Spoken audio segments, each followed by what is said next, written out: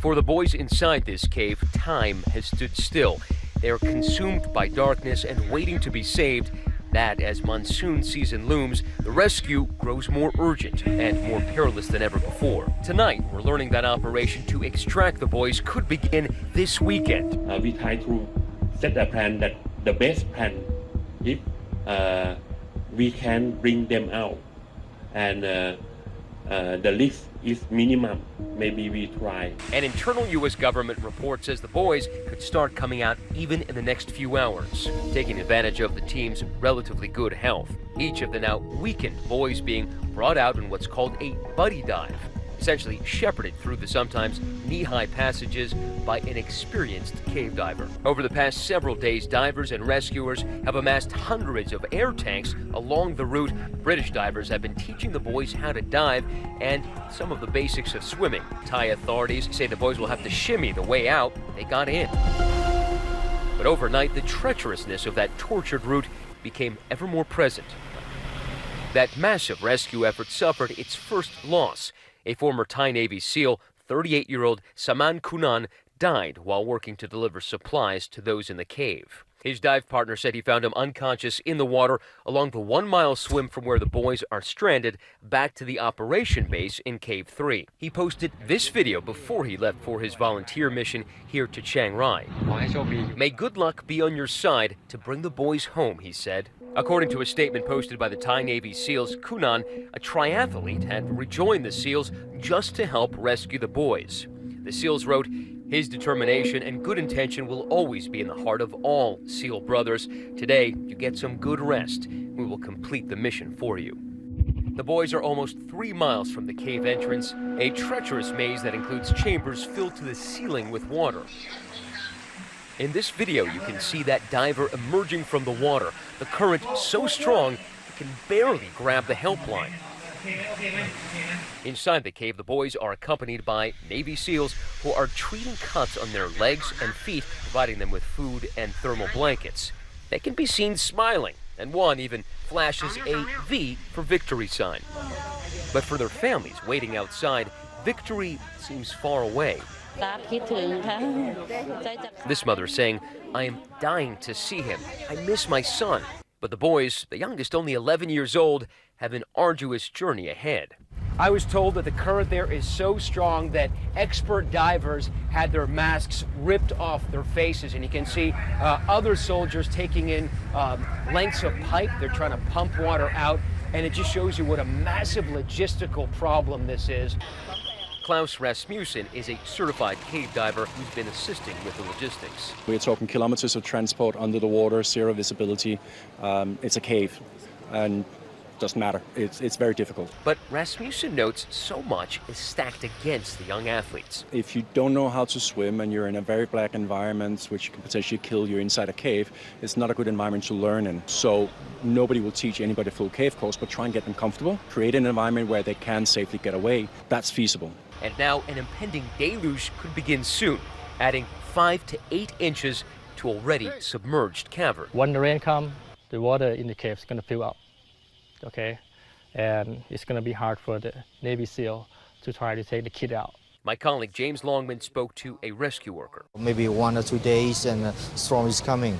There's a big problem with the flood in the cave. So will they move them before the storm? Yes. Definitely.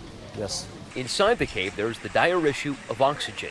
As about 400 rescuers at any given time move throughout the cave, the air supply is diminishing rapidly. We have to try to set the plan and find that which plan is the best for the front line. Now they are racing against time, clearing obstacles and draining water in the cave to give the boys a fighting chance to escape. They're laying pipes, building a dam. This area between the second and third chamber now passable on foot. And they're even drilling through rock.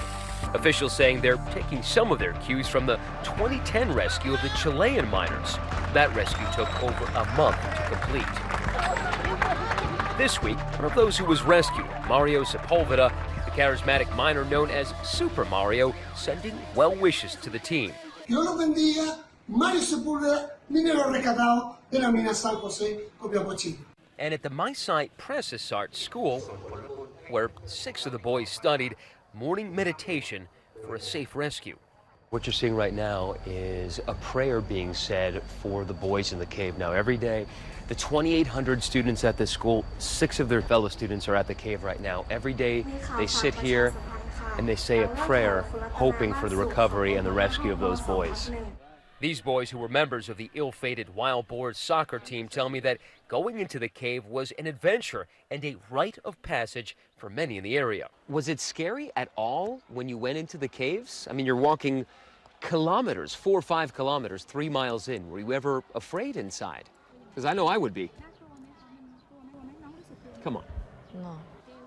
They would bring snacks and flashlights for the trip, traveling sometimes for hours in and out of the cave. Queu and Kaan said they were supposed to be on that trip, but they missed practice that day. One of them up late watching the World Cup. What is it like to know that you could have been in that cave? Still, 2 weeks later. He says that if he were in that cave, he would have been scared.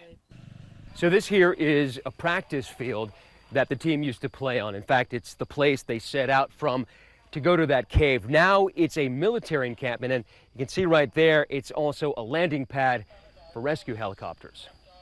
I spoke with the head coach of that soccer team. He told me that he's always taught the boys to be brave and strong, just like the team's name, the Wild Boars. How did you learn they had disappeared? He says he started receiving calls from the parents after their kids didn't return home from practice. How did you learn that the kids had actually gone to that cave? He says he went out searching himself and came upon the bicycles and backpacks of the boys. As the days passed, the coach says they did their best to remain hopeful, disconnecting from the news and social media, spending all of their time in front of the cave's entrance, hoping and praying that the team would be found. We are coming. It's okay. It's okay. Many people are coming. Many people. We are the first. Many people come. And then day 9, they're found. What was it like in that camp when the rescuers announced that they had found them?